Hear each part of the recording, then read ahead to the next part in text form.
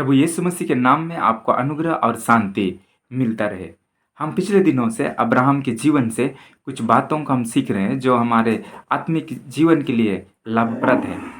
परमेश्वर जब अब्राहम से बात किया तो उसे अपने देश को, अपने पिता के घर को, अपने कुटुंबियों के घर को छोड़ने के लिए कहा और उसी के साथ उसने उसे प्रतिज्ञा भी दी कुछ आशीषों को देने के लिए। लेकिन वो आशीषों को प्राप्त करने के लिए सबसे पहले उसे छोड़ना है, अपने देश को, अपने कुटुंबियों के घर को, अपने पिता के घर को उसे छोड़ना है। जब परमेश्वर के आशीषों को हम प्राप्त करना चाहते हैं अपनी ज़िंदगी में, तो सबसे पहले हमें अपने चीज़ों को, जो हमने अपने तरीक़े से उनको बनाया है, उस चीज़ को हमें छोड़ना पड़ेगा। अब्राहम के पास अपनी संस्कृति थी, अब्राहम के पास अपना देश था, अपने जीने का तरीका था, अपना व्यवस्था था। उसको परमेश्वर अब्राहम से कहा कि उसे छोड़ दो और मैं तुझे एक देश दिखाऊंगा, उस ओर तुमको चलना है और तुमको आशीष दूंगा, तेरे नाम को महान करूंगा। इन सारी चीज़ों को उसने अब्राहम से वादा किया, लेकिन उसे सबसे पहले अपनी बनाई हुई व्यवस्था को उसे छोड़ना है। इसी तरीक़े से जब हम परमेश्वर के पीछे हम चलते हैं, जो भी हमने अपने चारों ओर व्यवस्था को बना करके रखा है, संस्कृति को बना करके रखा है, वातावरण को बना करके रखा है, आदतों को बना करके रखा है, इन सब को हमें छोड़ना पड़ेगा और तब परमेश्वर की आशीषें हमारे जीवन में आएंगी। कई बार हम जिस परिवेश में हमारा जन्म होता है, जिस संस्कृति में हमारा जन्म होता है, हमारे आसपास के लोग कैसे हैं, उनके जीने का ढंग क्या है, उनके सोचने का ढंग क्या है, वैसे ही हमारा जीवन भी हो जाता है और हमारे ज़िंदगी में वो आदत सा बन जाता है और उन सारी आदतों को छोड़ना हमारे लिए मुश्किल होता है। लेकिन हम जब छोड़ेंगे तभी परमेश्वर हमारे जीवन में कुछ काम को वो करेगा। परिवर्तन लाना एक बहुत कठिन चीज़ है, क्योंकि जब हम सब लोग अपनी ज़िंदगी में परमेश्वर की आज्ञाओं को अनुसरण करते हैं, तो उस समय हमें अपने ज़िंदगी में, अपने सोच विचारों में, अपनी आदतों में, अपनी चाल चलन में हमें एक परिवर्तन को लाना पड़ता है। पहले से जो आदतें हमारी बन गई है, उसमें हमें कंफर्ट लगता है, उसमें हम आरामदायक फील करते हैं। लेकिन परमेश्वर की जो आशीषें हैं, वो सिर्फ हम आराम से रहें, उसी में हम परमेश्वर की आशीष को पाएँ, ऐसी नहीं है। जब हम लोग अपने कंफर्ट जोन से बाहर निकलेंगे, हमारी बनी बनाई हुई आदतों से, अपनी बनी बनाई हुई चाल चलन से, अपनी सोच और विचारों से जब हम सब लोग बाहर आएंगे, परमेश्वर के वचन को हम सुनेंगे और उसके आधार पर जब हम चलना शुरू करेंगे, तब परमेश्वर की आशीषें हमारे जीवन में आएंगी। परमेश्वर जब हमारे जीवन में वचन को दिया है, तो वचन को इसलिए नहीं दिया है कि वो हमारे जीवन में वो प्रभुता करे। वो अपने आप को बड़ा बनाना चाहता है और ताकि हमें वो अपने शासन में रखे, हमें अपनी कंट्रोल में रखे, हमें वो अपनी गुलामी में रखे, ऐसी नहीं है। परमेश्वर ने वचन इसलिए दिया है क्योंकि वो हमारा सफलता है। परमेश्वर अच्छा से जानता है कि हमारा जीवन कब अच्छी सफलता को प्राप्त कर सकता है। परमेश्वर अच्छा से जानता है कि हमारा जीवन कब सही रूप में आगे बढ़ सकता है।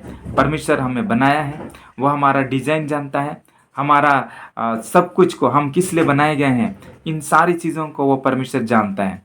और जब हम उसके पास आते हैं, उनके वचनों का मानते हैं, तो उसी में हमारा सही सफलता है। कई बार हम अपनी ज़िंदगी में कई सारी आदतों को बना करके रखते हैं, लेकिन कई बार लोग पूछते हैं कि कौन सा सही आदत है, कौन सा बुरी आदतें हैं। तो इसे जानने के लिए एक सीधा सा हमारे पास एक आंसर है परमेश्वर के वचन के आधार पर, कि जिस आदतों से हमें आने वाले दिनों में, भविष्य में हमें पछतावा नहीं होगा, वो अच्छी आदतें हैं। और जिन आदतों से हमारे जीवन में आने वाले भविष्य में पछतावा होगा, रोना होगा, तो वो झूठी आदतें हैं, वो गंदी आदतें हैं। तो उनसे हमें बाहर आना है। अगर हमारे जीवन में अच्छी आदतों को हम विकसित करेंगे, परमेश्वर के वचन के आधार पर अपने आप को ढालेंगे, तो एक दिन हमारा जो भविष्य, हमारा जो मंजिल है स्वर्ग, एक दिन परमेश्वर की उपस्थिति में हम जाएंगे और वो हमारे लिए एक आनंद का कारण होगा। लेकिन अगर हमारा डेस्टिनेशन अलग हो जाएगा, अगर हम उस नरक की ओर अपने जीवन को हम बढ़ा देंगे तो फिर एक दिन हमें हमारी जो अभी की जो आदतें हैं उनके प्रति हमें पछतावा होगा। तो अपने ज़िंदगी में हमें छोड़ना है कुछ चीज़ों को, और यही तो बलिदान है। और जब हम ऐसा करते हैं तो परमेश्वर की आराधना हम आत्मा और सच्चाई से हम करते हैं। परमेश्वर के वचन में लिखा है आगे कि जो अब्राहम है वो परमेश्वर की आज्ञा को सुन करके उसको हम बाइबल वचन में से हम पाते हैं, उत्पत्ति उसका 12 अध्याय और उसका 4 पद में, यहोवा की इस वचन के अनुसार अब्राहम चला और लूत भी उसके संग चला। यहाँ परमेश्वर के वचन में लिखा है कि यहोवा परमेश्वर की आज्ञा को सुन करके वो उसी वचन के अनुसार वो चला, लेकिन वचन में आगे लिखा है कि लूत भी उसके संग चला। जब अब्राहम के जीवन के बारे में हम अध्ययन करते हैं तो लूत उसकी जिंदगी में अविश्वास का कारक है, वो अविश्वास का एक फैक्टर है। जब परमेश्वर अब्राहम को बुलाया उस देश की ओर जिसके लिए परमेश्वर ने तैयार करके रखा था, तो उस देश में जाने के समय अब्राहम अपने साथ अपने भतीजे को भी लेकर के गया। उसका भतीजा का नाम लूत है। लूत का पिता मर चुका था और उसी लूत को अब्राहम लेकर के चला। परमेश्वर के वचन में लिखा है कि अब्राहम का कोई संतान नहीं था, लेकिन परमेश्वर ने उसे प्रॉमिस किया कि मैं तुझसे एक बड़ी जाति बनाऊंगा, तुमको आशीष दूंगा, भूमंडल के सारे कुल तेरे द्वारा आशीष पाएंगे। इन सारी आशीषों के बारे में जब परमेश्वर ने वादा किया तो अब्राहम अपनी जिंदगी में अवश्य ही विश्वास किया और उस विश्वास के साथ अपनी कदमों को बढ़ाया। वो चीज़ों को वो छोड़ा और परमेश्वर के वचन पर विश्वास करके निकल पड़ा। लेकिन फिर भी अब्राहम के जीवन में कुछ कमजोरियां हैं। जब तक हमारे जीवन में कमजोरियां होती हैं तब तक परमेश्वर हमें उस आशीष के लेवल तक हमारे जीवन को नहीं पहुंचाता है। हमें स्टेप बाय स्टेप हमारे जीवन में जो कमजोरियां हैं उनको वो बाहर करता है। कई बार हम आशीषों के पाने के लायक जब हम नहीं होते हैं तो हमारे जीवन को बनाता है। पहले हमारे जीवन को साफ करता है, हमारे जीवन को उस लायक को बनाता है और तब हम उस आशीष के भागीदारी होते हैं। जब इजरायली लोग मिस्र देश से कनान देश की ओर जा रहे थे तो भौगोलिक स्थिति बताता है कि इजराइल बहुत जल्द ही कनान देश में पहुंच सकता था, लेकिन परमेश्वर ने उनको कनान देश में पहुंचने नहीं दिया। 40 दिन का सफ़र को 40 वर्ष उन्होंने लगाया, इसलिए क्योंकि उनका ज़िंदगी उस कनान देश के आशीष को प्राप्त करने के लायक नहीं था। उनकी ज़िंदगी में अभी भी कठोरता थी, उनकी ज़िंदगी में अभी भी बुराई था, निंदाएं थी, परमेश्वर के ऊपर वो कुड़कुड़ाते थे और इसलिए परमेश्वर उनको 40 वर्ष तक उनको सिखाना चाहा, उनके जीवन को बनाना चाहा ताकि वे परमेश्वर की आशीषों को प्राप्त कर सकें। इसी तरीक़ा से परमेश्वर जब अब्राहम को बुलाया उस आशीष को प्राप्त करने के लिए तो उनकी ज़िंदगी में पूरी तरह से वो उस आशीष को प्राप्त करने के लिए वो लायक नहीं था। परमेश्वर उनको स्टेप बाय स्टेप अंश अंश करके उनको बदलता गया और अंत में जब समय पूरा हुआ तो उसने वो आशीषों को उनकी ज़िंदगी में दिया। अब्राहम जब लूत को अपने साथ लिया तो ये एक अविश्वास के रूप में है। परमेश्वर के वचन में लिखा है इब्रानियों उसका 11 अध्याय में, अब विश्वास आशा की हुई वस्तुओं का निश्चय और अनदेखी वस्तुओं का प्रमाण है। जो विश्वास है वो अनदेखी है, जिसको हमने नहीं देखा है, जिसके बारे में हमने आशा किया है, जिसे हमने नहीं देखा है, अनदेखी वस्तुओं का प्रमाण है विश्वास। अगर हम विश्वास को हम देखेंगे, विश्वास देखी हुई चीज़ों के द्वारा अपने अंदर हम लाएंगे तो वो विश्वास सही मायने में जो विश्वास को परमेश्वर चाहता है वो हम अपनी ज़िंदगी में नहीं प्राप्त कर सकते हैं।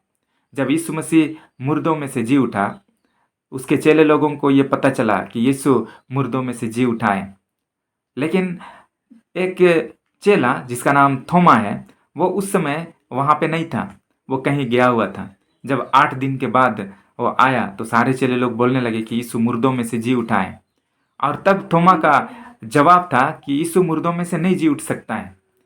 मैंने उसको देखा है कि उनको इन्होंने इतना मारा है, इतना वो कष्ट सहा है, उनका लहू बहा है, वो मुर्दों में से कैसे जी उठ सकता है? ये इम्पॉसिबल है, मैं विश्वास नहीं कर सकता हूँ। जब तक मैं उनके हाथों में अपनी उंगली को ना रखूं तब तक मैं विश्वास नहीं कर सकता हूँ। लेकिन यीशु मसीह उसके सामने प्रकट हुए और उन्होंने उससे कहा, धन्य है वे जो बिना देखे विश्वास करते हैं। तो विश्वास जो है, परमेश्वर को प्रसन्न करने वाला विश्वास, वो अनदेखी, जिसको हमने नहीं देखा है, वो विश्वास होना चाहिए।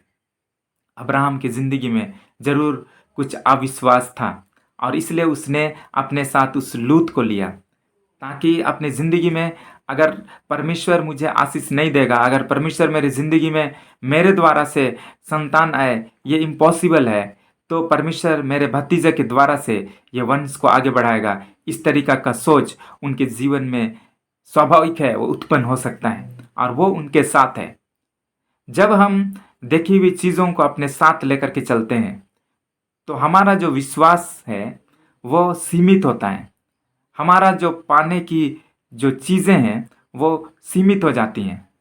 लेकिन जब हम अनदेखी वस्तुओं पर, जिनको हमने कभी नहीं देखा, उन चीज़ों पर अगर हम विश्वास करते हैं तो वो असीमित है। उसके द्वारा से हम परमेश्वर को सीमित नहीं लेकिन असीमित रूप में हम उनको दिखाते हैं। हमारे हाथों में बाइबिल है, वचन है, उसमें विश्वास करना है। जो चीज़ हमारे पास नहीं है उन सारी चीज़ों के बारे में हमें विश्वास करना है कि वो है और वैसे अपने कदमों को बढ़ाना है। लेकिन अब्राहम की जिंदगी में लूत था और लूत एक अविश्वास फैक्टर के रूप में अब्राहम की जर्नी में वो पाया गया है। परमेश्वर अब्राहम से बात किया, परमेश्वर अब्राहम को दर्शन दिया। अब्राहम के पास एक दर्शन है। जब हम आगे पढ़ेंगे तो हमें मिलता है कि अब्राहम प्रार्थना करने वाला है, वो परमेश्वर को धन्यवाद देने वाला है, वेदी बनाने वाला है, वो परमेश्वर के ऊपर डिपेंड है, उनकी आवाज़ को सुना है और उसके साथ वो आगे बढ़ा है। लेकिन लूत ऐसा नहीं है। लूत तो अब्राहम को देख करके चला है और आगे के जर्नी में, आगे के सफ़र में लूत उसके लिए एक बाधा का कारण वो बनता है। और इसलिए कुछ पदों के बाद परमेश्वर अब्राहम के साथ बात करना छोड़ दिया। और वचन में लिखा है कि जो लूत है वो, उनका जो ध्यान था वो संसारिक आशीषों के पीछे था। उनका ध्यान सिर्फ आशीषों पर था और इसलिए आगे चलकर अब्राहम और लूत के बीच में लड़ाई हुई। उनके जितने चरवाहा हैं उनके बीच में लड़ाई हुई, इसलिए क्योंकि दोनों का उद्देश्य अलग था, दोनों का सोच और विचार अलग था, दोनों का सोचना एक साथ एक ट्रैक में नहीं मिल पाता था। ऐसे में एक साथ रहा नहीं जा सकता है और इसलिए दोनों अलग हो गए। जब अब्राहम लूत को बोला कि अगर तुम दाईं ओर जाओगे तो मैं बाईं ओर चला जाऊंगा, अगर तू बाईं ओर का जगह को चुनेगा तो मैं बाईं ओर चला जाऊंगा। जब लूत को अब्राहम ऑफर दिया तो लूत अपनी आंखें उठाकर उस क्षेत्र को देखा जहां उपजाऊ जमीन था, लेकिन उसने अपनी आत्मिक दशा को नहीं देखा। परमेश्वर के वचन में लिखा है, उत्पत्ति उसका 13 पद में, कि उसने 12 और 13 में, कि सदोम के निकट उसने अपने तंबू को खड़ा किया और सदोम के लोग यहोवा के लेखे में दुष्ट और पापी थे और उसी ओर उसने रहने के लिए चुना, उसी ओर उसने अपना तंबू को खड़ा किया। लेकिन अब्राहम जो रिजेक्टेड किया गया जगह था उधर ही उसने अपने तंबू को खड़ा किया, क्योंकि उसने लूत से कहा कि अगर तू दहिना ओर जाएगा तो मैं बाईं ओर मैं जाऊंगा। क्योंकि दोनों का जो लक्ष्य है, दोनों का जो सोच और विचार है वो एक साथ मिलता नहीं है। और अब्राहम आगे चलकर उसने लूत के साथ वो अलग हो गया और ये उनकी जिंदगी में एक बड़ा आशीष को लेकर के आया। क्योंकि परमेश्वर के वचन में लिखा है, उत्पत्ति उसका 13 अध्याय और उसका 14 पद में यहाँ इस प्रकार से लिखा है, जब लूत अब्राम से अलग हो गया तब उसके पश्चात यहोवा ने अब्राम से कहा, आंख उठाकर जिस स्थान पर तू है वहां से उत्तर दक्षिण पूर्व पश्चिम चारों ओर दृष्टि कर, क्योंकि जितनी भूमि तुझे दिखाई देती है उसे सबको मैं तुझे और तेरे वंश को युग युग के लिए दूंगा और मैं तेरे वंश को पृथ्वी की धूल के किनकों के समान बहुत करूंगा, वहां तक कि जो कोई पृथ्वी की धूल के किनकों की गिन सकेगा वही तेरा वंश भी गिन सकेगा। उठ, इस देश की लंबाई और चौड़ाई में चल फिर, क्योंकि मैं उसे तुझी को दूंगा। तो परमेश्वर ने अब्राहम से बात कुछ दिनों तक बात करना छोड़ा है। लेकिन 13 का 14 में लिखा है, जब लूत अब्राहम से अलग हो गया तब उसके पश्चात यहोवा ने अब्राहम से कहा। जब लूत अब्राहम से अलग हो गया, जब लूत और अब्राहम दोनों अलग हो गए, तब परमेश्वर तुरंत अब्राहम से बात किया। तब परमेश्वर ने अब्राहम से बात करके अपनी प्रतिज्ञाओं को फिर से उसने दृढ़ किया और उसने कहा, मैं तुझी को आशीष दूंगा।